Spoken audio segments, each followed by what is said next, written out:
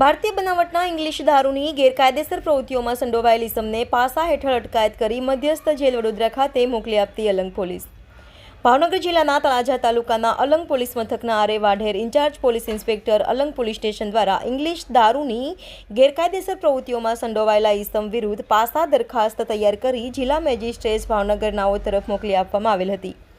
જે અંગે જિલ્લા મેજિસ્ટ્રેટ ભાવનગર નાઓએ ગોપાલભાઈ સુખદેવભાઈ ઉર્ફે સુખાભાઈ બરૈયા ઉંમર વર્ષ 32 રહે સથરા તાલુકો તળાજા જિલ્લો ભાવનગરવાળા વિરુદ્ધની દરખાસ્ત માન્ય રાખેલ, જેથી ઇસમને પાસા વોરંટની બજવણી કરી અટકાયત કરી મધ્યસ્થ જેલ વડોદરા ખાતે મોકલી આપવામાં આવેલ હોવાનું આજે સવારે 8 કલાકે જાણવા મળ્યું હતું.